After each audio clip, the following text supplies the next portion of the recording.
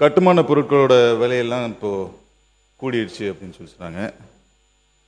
தயவு செஞ்சு ஒரு சின்ன கேள்வி மட்டும் ஐயா பதில் சொன்னால் நல்லாயிருக்கும்.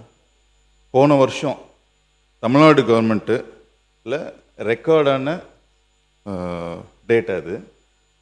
ரஃப் ஸ்டோன், அதாவது இந்த ஜல்லி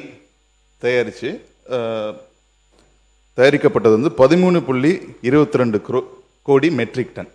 இதுதான் நம்ம அரசில் பதிவாயிருக்கு. இவ்வளவுக்கு தான் ஃபீஸ் கட்டியிருக்காங்க. ஆனால் பயன்படுத்தப்பட்டது 85 கோடி மெட்ரிக் டன். அது எங்கேருந்து வந்துச்சு? அதாவது 100 கோடி மெட்ரிக் டன் வந்து தயாராகிருக்கு, உற்பத்தி ஆயிருக்கு ஜல்லி எல்லாமே. இப்படி தான் விலையை குறைச்சி வச்சுருந்தாங்களா?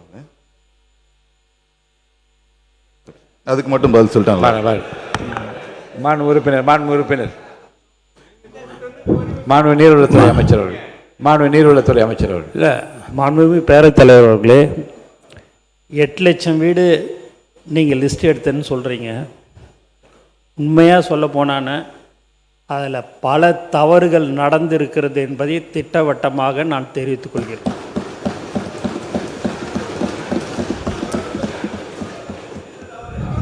இல்லை, நீங்கள் லிஸ்ட்டு வீடு இல்லாதவங்களுக்கு தான் நம்ம அந்த வீடு கட்டும் திட்டம். வீடு வச்சிருக்கிறவங்களுக்கே நீங்கள் வீடை வந்து கொடுத்துருக்கோம். அது நீங்கள் கேட்டிங்கன்னா நான் அந்த லிஸ்ட்டு கொடுத்துட்றேன். சரி, இல்லை, நான் அதுதான் நான் சொல்கிறேன். ஏன்னா அண்ணன் வந்து பல முறை சட்டமன்ற உறுப்பினராக 3 முறை வந்து அமைச்சராக இருந்திருக்கிறாரு. அவர் பேசும்போது நாங்கள் குறுக்கிடக்கூடாதுன்னு சொல்லி தான் இருந்தோம். இருந்தாலும் நீங்கள் வந்து 8 லட்சம் பேர் லிஸ்ட்டெல்லாம் நீங்கள் சொல்கிறதுனால நான் உங்களுக்கு யார் யாருக்கு நீங்கள் வீடு இருக்கிறவங்களுக்கே நீங்கள் அந்த திட்டத்தில் நீங்கள் பணம்லாம் ஒதுக்கிட்டு இருக்கிறீங்கிற லிஸ்ட்டும் உங்களுக்கு நான் கொடுக்குறேன் என்பதை தெரிவிச்சுக்கிறேன். மாண்பு உறுப்பினர் நீங்கள் பேசு. மாண்புமிகு பேரவைத் தலைவர்களே, மாண்புமிகு அமைச்சர் அவர்கள் வீடு இருக்கின்றவர்களுக்கும் வீடு கொடுத்திருக்கிறோம் என்று சொல்லியிருக்கிறார்கள். அதே சமயத்தில் நீங்கள் அதாவது எந்த ஒரு திட்டமாக இருந்தாலும் தவறு இருக்கலாம், அதுக்காக வேண்டிய திட்டத்தை நிறுத்திட முடியாது. இருக்கக்கூடிய அலுவலர்கள் போய் அவங்க வந்து சோதிக்க அலுவலர்கள் நேரடியாக தேர்வு அவங்க தான் தேர்வு செய்கிறாங்க. நான் ஒன்றே ஒன்று உங்களுக்கு சொல்லிடுறேன். என்னை பொறுத்தளவில் என்னுடைய துறையிலே இதே அவையில் இருக்கின்ற அனைத்து உறுப்பினர்களுக்கும் தெரியும், நம்ம எந்த திட்டத்தை ஆரம்பித்தாலும் எந்த கட்சியை சார்ந்தவர்கள் என்றும் பார்ப்பதில்லை. ஏன்னா வீடு கேட்டு வருகின்றவர்கள் யாராக இருந்தாலும் அவர்களுக்கு வழங்குவோம். ஏன்னா அது அதிமுகவாக இருந்தாலும் சரி, அது எந்த கம்யூனிஸ்ட் கட்சியாக இருந்தாலும் சரி, காங்கிரஸ் இயக்கமாக இருந்தாலும் சரி, எந்த இயக்கமாக இருந்தாலும் சரி, எந்த ஜாதியை சார்ந்தவர்களாலும் எந்த மதத்தை சார்ந்தவர்களாலும் சரி, யார் வந்தாலும் சரி, வீடு கலைஞர் கனவு இல்லத்தில் வீடு கேட்டு வந்தவர்களுக்கு ஒரு ஒன்றியத்தில் எந்தெந்த ஒன்றியத்தில் வந்தாங்களோ அத்தனை ஒன்றியத்திலும் யார் வீடு கேட்டு வந்தாலும் அவர்களுக்கு இல்லை என்று சொல்லக்கூடாது. தேர்வு செய்வதற்கு ஒரு கமிட்டி இருக்கிறது.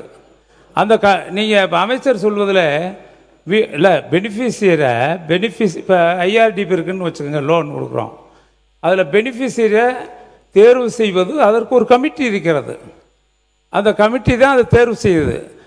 மாண்புமிகு நம்ம சுற்றுப்புறத்துறை அமைச்சர் அவர்கள் சொன்னார்கள், ஜல்லி எல்லாம் விலை அவர்கள் குறைத்து கொடுத்ததற்கு காரணம் இதல்ல, இயற்கையாகவே விலைவாசிகள் குறைவாக இருந்தது. இப்போ எல்லாமே அவங்க இஷ்டம் போல் ஏற்றிக்கிட்டே போகிறாங்க. அதை கட்டுப்படுத்தணும், விலைவாசி ஏற்றத்தை கட்டுப்படுத்த வேண்டும். அதுதான் எங்களுடைய கோரிக்கை. காரணம், அரசிற்கு ஏற்பட்டுகின்ற இழப்புகளை எல்லாம் நாங்கள் குறைக்கிறோம்னு சொல்கிறீங்க. அது குறைப்பதற்கு இது உதவியாக இருக்கும். எதுவாக இருந்தாலும் இது குறைப்பதற்கு உதவியாக இருக்கும். ஏன்னா கலைஞனுடைய கனவையில் வந்து இன்றைக்கு மக்கள் ஆசையாக வாங்கினாங்க. எல்லா பேரும் இன்றைக்கி வீடு கட்டியிருக்க போய் பாருங்கள். அவர் சொன்னார், பேஸ்மெண்ட்டை இப்போ 3வது தடவை கொடுத்ததில் பேஸ்மெண்ட்டை போட்டிருப்பாங்க. கட்டுமான பணிகள் நடந்துக்கிட்டு இருக்கோம். நீங்கள் அதை வைத்து சொல்லக்கூடாது. நான் குறை சொல்வதற்காக நீங்கள் சொல்வதை நான் ஏற்றுக்கொள்ளவில்லை. ஒரு வீடு அலாட்மெண்ட்டு நம்ம நிர்வாக அனுமதி கொடுத்து விட்டாலே அவங்க வந்து பேஸ்மெண்ட்டை கூட போட்டிருப்பாங்க, அதிகாரிகள் போய் பார்க்கல. ஆனால் அதை முடிவு செய்வது அங்கே இருக்கக்கூடிய பிளாக் டெவலப்மெண்ட் ஆஃபீஸர்ஸ் தான், வட்டார வளர்ச்சி அவங்க அலுவலர்கள் தான் அதை முடிவு செய்வார்கள்.